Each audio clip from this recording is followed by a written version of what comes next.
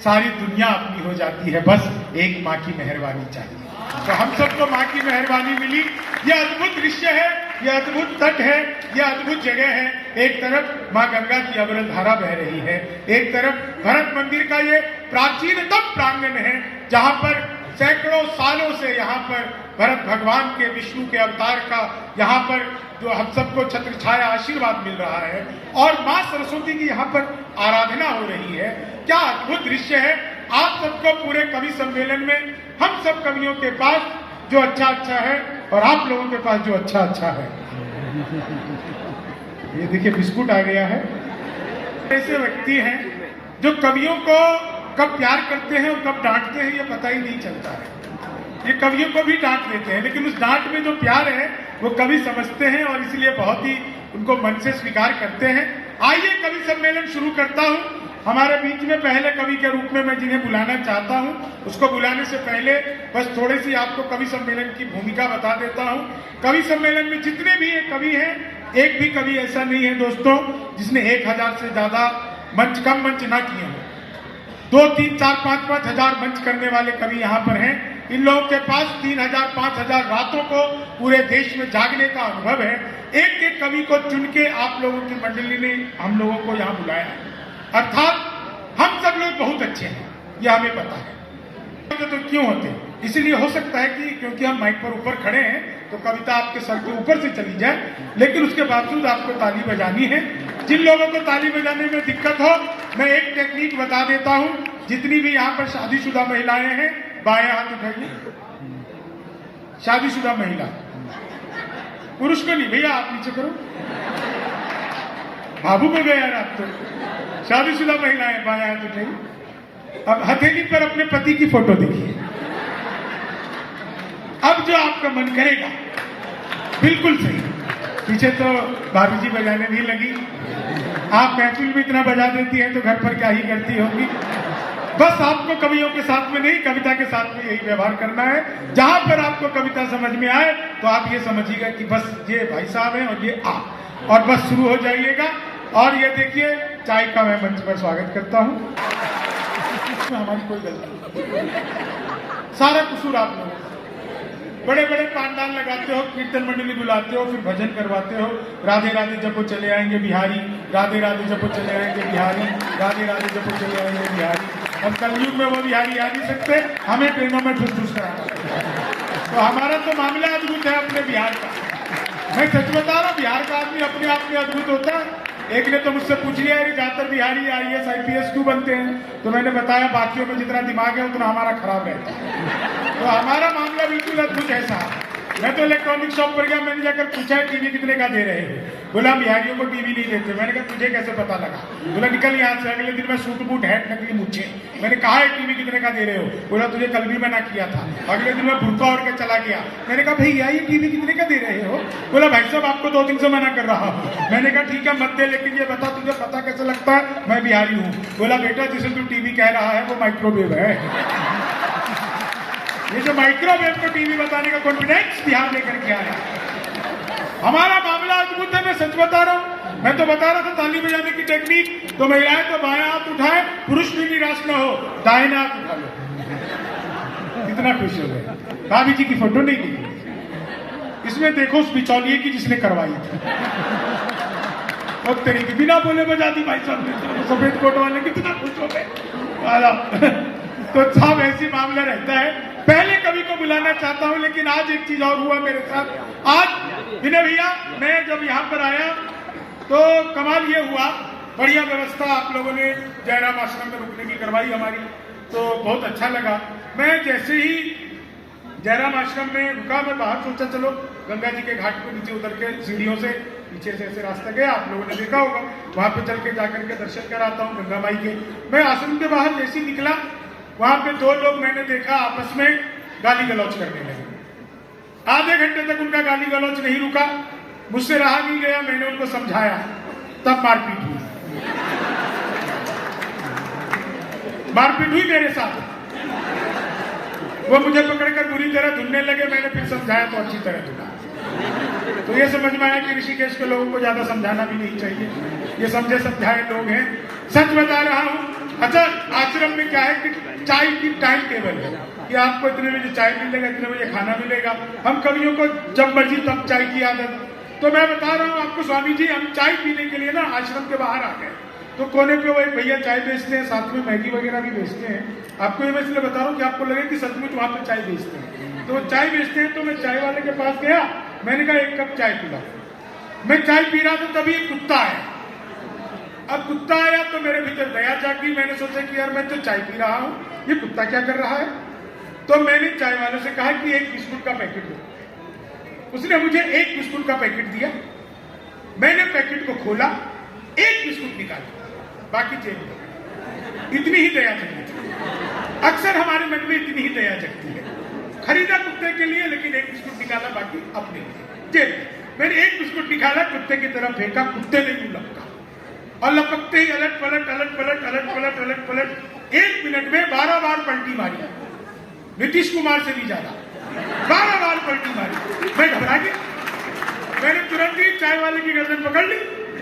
मैंने कहा क्या मिला दिया तूने बिस्कुट में। ये तो अच्छा हुआ कि मैंने पहले नहीं खाया, नहीं तो मैं भी पलटी मार रहा होता। तो चाय वाले ने मेरा हाथ जोड़ लिया, बोला बाबूजी मुझे मत डांटिए, बिस्कुट पतंजलि का है, खाते ही कुत्ता अनुलोम विलोम कपालभाति सूर्य नमस्कार प्राणायाम सब कुछ एक साथ करने लगा। तब मुझे समझ में आया कि इसने 12 बार पलटी क्यों मारी थी। पूरा सूर्य नमस्कार करके दिखा दिया उसने साहब।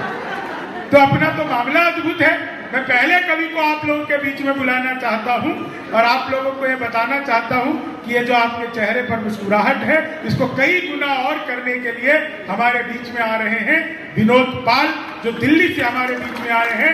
हास्य के अद्भुत कवि है। तमाम टीवी चैनलों पर आपने इन्हें देखा होगा। अभी ये सबका आशीर्वाद लेकर के आ रहे हैं, अखाड़े में उतरेंगे। आओ भाई, विनोद पाल का बहुत बहुत स्वागत है। नहीं, इतने लोग थे नहीं। बहुत सारे लोग जो वहां पे नागा नहीं थे, उन्होंने मोनालिसा को देख लिया। कमाल हो गया। इस बार एक चीज और हुई पवार जी, सर एक चीज और हुई। वो हमारी वित्त मंत्री भी, विनय भैया फोन छोड़ दो, बहुत जोरदार बात छूट जाएगी आपसे। हमारी वित्त मंत्री भी इस बार गई थी कुंभ में नहाने, तो उन्होंने एक नागा बाबा को देख लिया, प्रणाम किया, बोले नागा बाबा आशीर्वाद दो। तो वो आदमी बोला मैं नागा बाबा नहीं हूं, मैं टैक्स पेयर।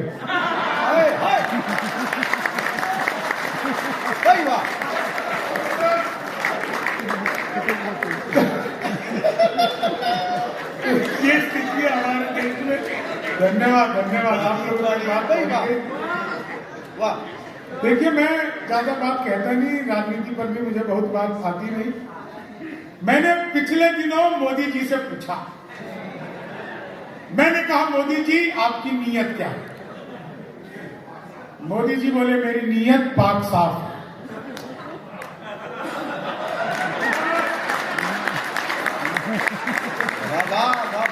पिछले दिनों चीते भारत आए तो मैंने चीते से भी पूछा। जो आदमी मोदी से पूछ सकता है उसके लिए चीते कितनी बड़ी बात है। बिल्कुल। तो मैंने चीते से पूछा, मैंने कहा तुम भारत आ रहे हो, तुम्हें यहाँ आते हुए डर नहीं लगा। बोले नहीं, हम वहीं से बीजेपी ज्वाइन करके आए हैं।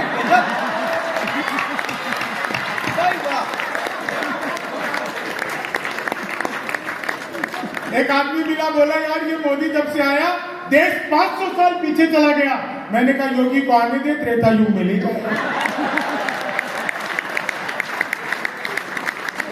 एक बार मैंने अपनी सगी पत्नी से पूछा, सगी पत्नी से पूछनी पड़ती है। मैंने एक बार अपनी सगी पत्नी से पूछा, मैंने कहा क्या मैं तुम्हारे सपनों में आता। बोली नहीं, मैं हनुमान चालीसा पढ़कर सोती हूँ। भूत पिशाच निकट नहीं आ रहे।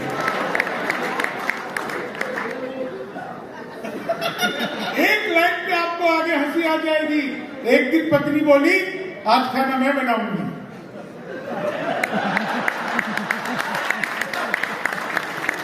मैंने कहा धन्य हो गए, जो सबसे अच्छा आता है बना ले, मुंह बना कर आ गए। लेकिन उसने बनाई पनीर की सब्जी, मैंने उसमें पनीर ढूंढा, कहीं नहीं था। मैंने कहा कि भाग्यवान, इसमें कहीं पनीर नहीं है। कौन सा पनीर बनाया तुमने? बोली खोया पनीर। मेरा एक आंसू टपका उसी में गिरा। मैंने कहा ये रोया पनीर हो गया। बहुत अच्छा लग रहा है, महिलाएं भी हंस रही हैं। एक रिक्वेस्ट करता हूं, घर पर भी ऐसी रहा करो।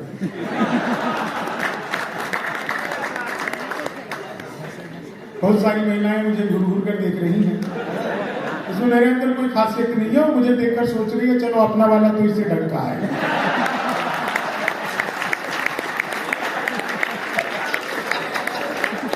महिलाओं को खुश करना दुनिया का सबसे मुश्किल काम है, सबसे मुश्किल। आप 1000 तरीके अपना लो, महिला को खुश कर ही नहीं सकते।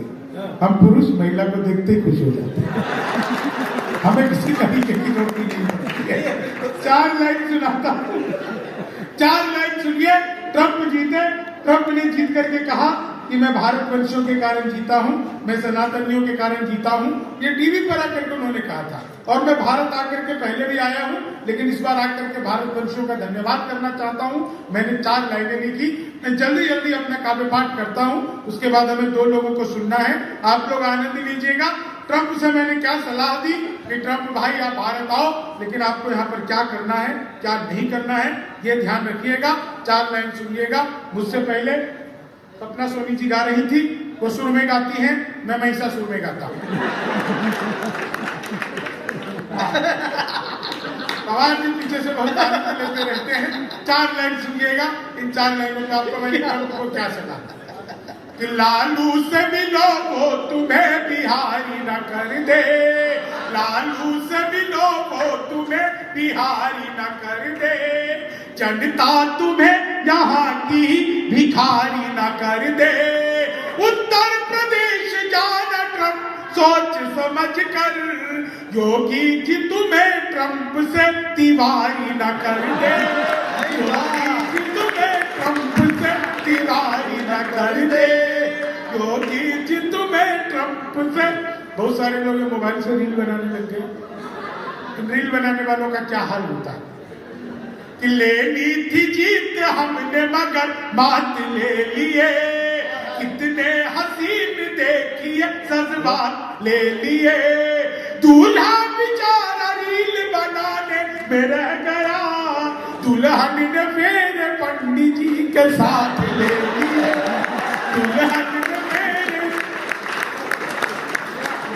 अब देखिए 4 लाइनों में क्या मस्ती आएगी कि भगवान मेरा साथ आप यूं भी निभाना, किस्मत के खेल में मुझे ऐसे भी जिताना, सलमान के जैसे भले बीते ये जवानी, लेकिन बुढ़ापे में अनूप जलोटा बनाना, लेकिन बुढ़ापे में। अभी कुछ दिन पहले जलोटा जी ने नई हारमोनियम खरीदी, लेकिन बुढ़ापे में अनूप जलोटा। अभी हारमोनियम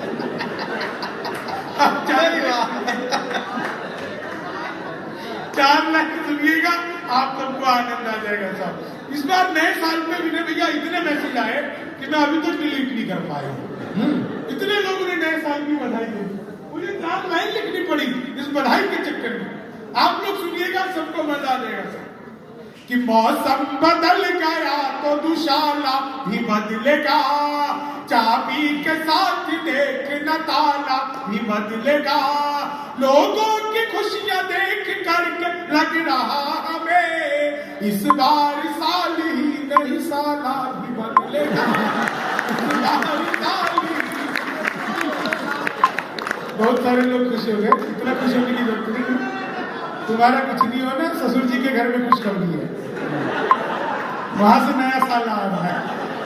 इस बार साल ही, इस बार एक 4 लाइन बिल्कुल नहीं। और सुनिएगा, आप लोग बहुत अच्छा सुन रहे हैं कि ख्वाबों में तेरे रंग कोई पिंक नहीं है, और पास तेरे अपनी कोई थिंक नहीं है, राहुल को लगी ठंड तो मोदी ने ये कहा, आधार से रजाई तेरी लिंक नहीं है, आधार से रजाई।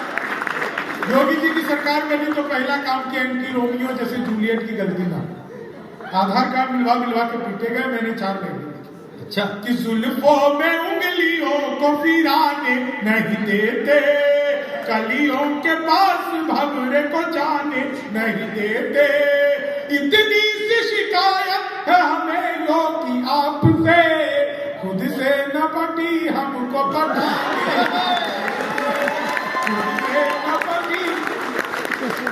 खुद से न पटी हमको। अब ये 4 लाइन सुनिएगा, आप सबको एकदम आनंद की प्राप्ति हो जाएगी।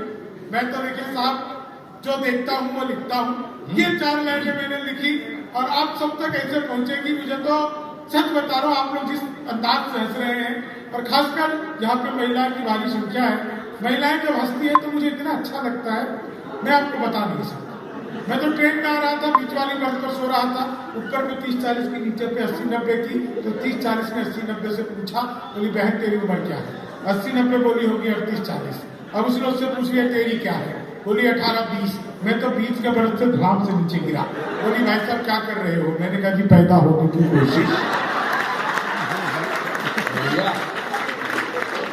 तो तुम तोड़ो वादा और हम निभाते रहेंगे, नाराजगी ऐसे भी हम जताते रहेंगे, जब तक नहीं आते हैं 15 लाख खाते में, तब तक तुम्हें मोदी जी हम जिताते रहेंगे, तब तक तुम्हें मोदी जी हम जिताते। अब ये 4 लाइन सुनिएगा, आप सबको इतना आनंद आएगा कि चीनी को जमा करके फिर से गन्ना बना दूं। मैं तो आपको थी कभी क्लास में अध्यापक है, बोले कौन बेवकूफ है, खड़ा हो जाए। तो नहीं खड़ा हो, बोले तुम बेवकूफ हो। मैंने कहा नहीं सर, आप अकेले खड़े अच्छे नहीं लगते। चीनी को जमा करके, संस्कृत के अध्यापक आगे बोले तमसो मां ज्योतिर्गमय, इसका हिंदी में अनुवाद करो। मैंने किया, मां तू सो जा, मैं ज्योति के पास जा रहा हूँ। चीनी को जमा करके फिर से गन्ना बन। हिंदी के अध्यापक आ गए, बोले राहुल गांधी देश के प्रधानमंत्री बनेंगे, इसमें कौन सा अलंकार है? मैंने कहा असंभव अलंकार है। ये चीनी को जमा करके, मोदी जी चले गए नासा, वैज्ञानिकों ने 2 मिसाइल दी। मोदी जी ने पूछा इसका मैं क्या करूंगा? वैज्ञानिक बोले सर आपको तो आदत है, फेंक देना। ये चीनी को जमा करके फिर से, मैं सच बता रहा हूँ हिंदी वाला आ गया। बोले भाई अनपढ़ किसे कहते हैं? मैंने कहा जब सरकार हमारी सारी संपत्ति इकट्ठा करके मालिया को अर्पित करती, तो चीनी को जमा करके फिर हिंदी वाले ने फिर पूछ लिया, बोले लड़की में बड़ी की मात्रा की कि छोटी ही की? मैंने कहा पहले लड़की दिखाओ। चीनी को जमा करके फिर से, और हिंदी वाले ने फिर पूछा, बोले आमंत्रण और निमंत्रण में क्या फर्क है? मैंने कहा जो निमंत्रण नीम के पेड़ के नीचे से दिया जाता है उसे निमंत्रण कहते हैं, जो आम के पेड़ के नीचे से दिया जाता है उसे आमंत्रण कहते हैं। चीनी को जमा करके, वो हिंदी वाले गए। सच बता रहा हूँ, जिस कमाल के साथ आप लोग सुन रहे हैं, उसके जाने से पहले वो गणित वाला आ गया। बोला मैंने तुम्हारे पिताजी को 2000 रुपये 6% ब्याज पर 10 दिन के लिए दिए, तो 10 दिन बाद कितना लौटाएंगे? मैंने कहा वो नहीं लौटाएंगे। बोले कि तुम्हारे पिताजी गणित नहीं जानते? मैंने कहा जी आप मेरे पिताजी को नहीं जानते। चीनी को जमा करके, वो गणित वाले ने फिर पूछ लिया, बोले दशमलव किसे कहते हैं? मैंने कहा जब लगातार 10वीं बार लव हो जाए तो उसे दशमलव कहते हैं। चीनी, गणित वाले ने फिर पूछा, बोले एक्स की वैल्यू बताओ। मैंने कहा जो हमें छोड़कर चली गई, हमारी नजरों में उसकी कोई वैल्यू नहीं है। पीछे बाबा जी भी हंस रहे हैं, दादा तुम्हें एक्स की वैल्यू पता है? चीनी को, अभी तो बाबा बने, फिर तो मैं डबल एक्स की भी बताऊंगी। चीनी को जमा करके, बाबा को तो सबकी वैल्यू बताऊंगी।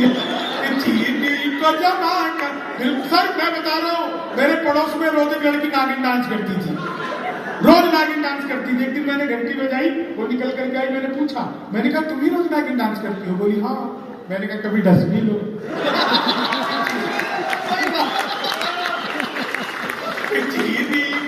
मेरा दोस्त बोला यार मौका लगे तो शादी कर ले। मैंने कहा मौका ही लग गया तो शादी करके क्या करूंगा?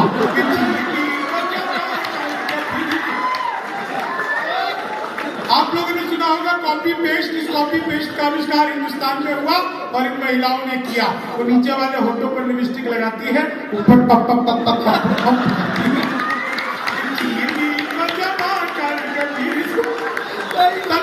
आप लोग किस मस्ती के साथ खा गए हैं? हाँ नहीं, आप लोग का आनंद है सब। क्या हुआ बाबा जी? क्या माला पीना जा रहे हो? तभी बाबा जी हो, आदमी को माला पिलाओगे?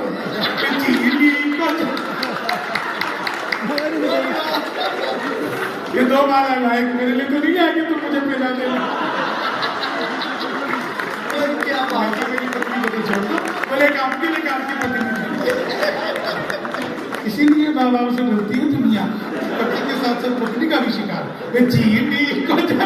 अच्छी बात है साहब, आपने मुझे माला पिलाई, मुझे उम्मीद नहीं थी, इसलिए मैंने अपनी शुरू से पहन रखी थी।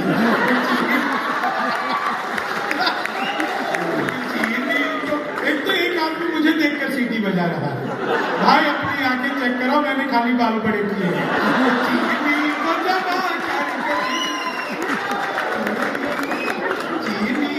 बहुत अच्छा सुन रहे हो। देखो एक बात याद रखो, जीवन में कभी भी प्यार मोहब्बत इश्क करो, कभी भी प्यार मोहब्बत इश्क करो तो हमेशा काले लोगों से करो,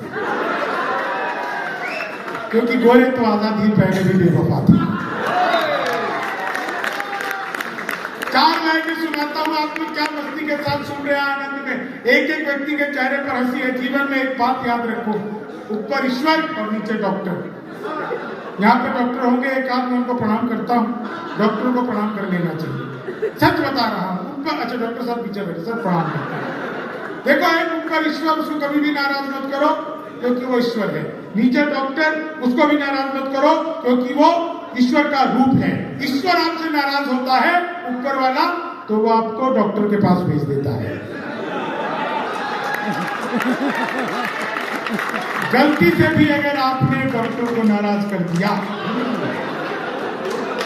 तो आपका ऊपर जाना। अब एक दृश्य आप सुनना, विनय भैया आपने इतने कवि सम्मेलन सुने हैं, इस दृश्य का आनंद लेना। संपत जी, दृश्य का आनंद लेना। ऑपरेशन थिएटर में मरीज लेटा हुआ है, ओटी में नहीं लेटा हुआ है, ओटी में तो उसकी किडनी बेची जाती है, तो वही करता है। हाँ ये वही डॉक्टर है, यादें नहीं, वो ऐसे डॉक्टर होते हैं ना, जो डॉक्टर साहब वो ओटी जो याद दिला रहे हैं मुझे कि ये इश्क है आसान नहीं, एहसास हो गया, जाने का तुझमें था जो इतना खास हो गया, यादें तुम्हारी इतनी हमें ओटी में आई, किडनी बदलनी थी तो बाईपास हो गया। वही तो वो ऑपरेशन थिएटर में मरीज लेटा हुआ है, ओटी में ही ऑपरेशन थिएटर में मरीज लेटा हुआ है। डॉक्टर ने मरीज को देखा, देख करके कहा पांडे घबराओ। मरीज उठकर बैठ गया, बोला डॉक्टर साहब लगता है आप गलत मरीज का ऑपरेशन करने आ गए, मेरा नाम पांडे नहीं। तो मैं डॉक्टर ने कहा मैं जानता हूं, पांडे मेरा नाम है।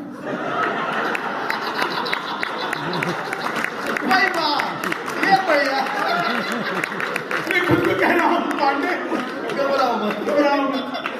तभी वो मरीज ने देखा कंपाउंडर के हाथ में फूलों की माला। बोले डॉक्टर साहब ये क्या है? बोले कुछ नहीं, है मेरा पहला ऑपरेशन है, सक्सेस हो गया तो मेरे लिए।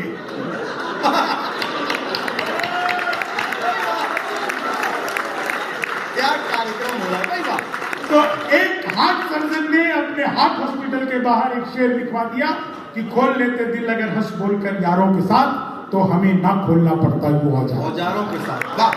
जीवन में एंजॉय का लेवल बढ़ा लीजिए तो एंजियोग्राफी करवाने की जरूरत नहीं पड़ती। हालांकि मैं देख रहा हूँ यहाँ पर छोटे छोटे बच्चे भी आए हुए हैं, इन बच्चों को देख करके मैं कह सकता हूँ हो ना हो ये कोरोना काल की पैदाइश। हम लोगों को काम मिला हुआ था वर्क फ्रॉम होम। जी आप सही समझे। 4 लाइनें अंतिम सुनाता हूं क्योंकि हमें और बड़े बड़े कवियों को सुनना है। बहुत अच्छा आप लोग सुन रहे हो, मैं तो सच बता रहा हूं। एक ब्यूटी पार्लर के बाहर लिखा था सत्यम छुपम तब दिखम सुंदरम। अच्छा, शादी के ठीक 5वें दिन जहां से पत्नी तैयार होकर के आई थी, पति गया और ब्यूटी पार्लर वाले को एप्पल का मोबाइल गिफ्ट किया। ब्यूटी पार्लर वाले ने जैसे ही डिब्बे को खोला, उसमें से नोकिया 1100। तो ब्यूटी पार्लर वाले ने पूछा भैया ये क्या मजाक है? बोला वही जो तुमने मेरे साथ किया। तुम्हारे भी निकले में से नहीं निकला। तो आदमी का मैंने तो अखबार में विज्ञापन देखा रानी भैया लिखा था घर बैठे मिठाई मंगवाइए। मैंने सोचा है पिज्जा बर्गर तो मैंने खूब मंगाया, मिठाई कैसे मंगवाएंगे। तो अखबार में दिए हुए नंबर पर कॉल किया, उधर से कंप्यूटर रिकॉर्डेड आवाज आने लग गई। बोले जी नमस्कार, अग्रवाल स्वीट कॉर्नर में आपका हार्दिक स्वागत है। मिठाई लेने के लिए 1 दबाइए, चाट पापड़ी के लिए 2 दबाइए, गजक नमकीन के लिए 3 दबाइए, गोलगप्पे इत्यादि के लिए 4 दबाइए। सब कुछ एक ही दुकान पे मिलती है आजकल। मुझे मिठाई चाहिए थी, मैंने 1 दबा दिया। तो फिर शुरू हो गया। लड्डू लेने के लिए 1 दबाइए, बर्फी लेने के लिए 2 दबाइए, जलेबी लेने के लिए 3 दबाइए, रसगुल्ले लेने के लिए 4। मुझे लड्डू चाहिए था, मैंने 1 दबा दिया। बेसन के लड्डू लेने के लिए 1 दबाइए, मोतीचूर के लड्डू लेने के लिए 2 दबाइए, गोंद के लड्डू के लिए 3 दबाइए, तिल के लड्डू के लिए 4। मुझे बेसन का चाहिए था, मैंने 1 दबा दिया। 1 किलो लेने के लिए 1 दबाइए, 2 किलो लेने के लिए 2 दबाइए, 3 किलो के लिए 3 दबाइए, 100 किलो के लिए 4। 1 दबाना था, गलती से 4 दबाइए। मैंने वही किया जो आप सब करते, तुरंत ही फोन काट दिया। 1 मिनट बाद कॉल बैक आ गई। बोले जी नमस्कार, हम अग्रवाल स्वीट कॉर्नर से बोल रहे हैं, आपके यहाँ से 100 किलो बेसन के लड्डू का ऑर्डर है, मिठाई किस पते पर भिजवानी है। मैंने कहा यार ये तो फंस गए, लेकिन बिहारी आदमी फंसता नहीं, फंसाता भी नहीं है, बीच का रास्ता निकालता है। बोले यार जल्दी बताइए, आपके यहाँ से 100 किलो बेसन के लड्डू का ऑर्डर है, मिठाई किस पते पर भिजवानी है। मैंने कहा देखो भैया ये फोन किसने किया मुझे तो पता ही। घर में हम 9 भाई हैं, सबसे बड़े वाले से बात करने के लिए 1 दबाइए, मुझे छोटे से बात करने के लिए 2 दबाइए, मुझे छोटे से बात करने के लिए 3 दबाइए, और जब तक असली वाला ना मिल जाए तब तक दबाते जाइए, दबाते जाइए, दबाते जाइए, दबाते जाइए। आप लोग जोरदार तालियां बजाते जाइए, बजाते जाइए, बजाते जाइए। पसीने की करो पूजा, गरीबी भाग जाएगी, जरा सा मुस्कुरा दो बदनसीबी भाग जाएगी। पसीने की करो पूजा, गरीबी भाग जाएगी, जरा सा मुस्कुरा दो बदनसीबी भाग जाएगी। अगर मुस्कुरा के बैठोगे पड़ोसन गाल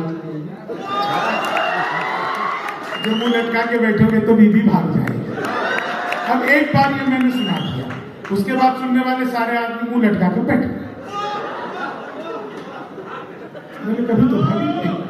तो मसला ऐसी होता है, आप लोग इतना अच्छा हंसे, मित्र मिले हम 4। एक बोला सुन यार, जोश के बिना तो ये जवानी सुनी सुनी है। दूजा बोला जोश से ही काम चलता नहीं है, हौसला जो ना हो तो रवानी सुनी सुनी है। तीजा बोला मैं तो बस एक बात मानता हूँ, प्यार के बिना सभी कहानी सुनी सुनी है। मैंने कहा प्यार जोश हौसला सही है, पर हंसी ना हो तो ये जिंदगानी सुनी सुनी है, हंसी ना हो तो ये जिंदगानी सुनी सुनी है। आप लोग इतना बढ़िया हंसे, आप लोग का बहुत बहुत आभार, बहुत बहुत धन्यवाद। एक बार मेरे स्वागत में जोरदार तालियां बजाइए। मैंने कितना बढ़िया सुनाया।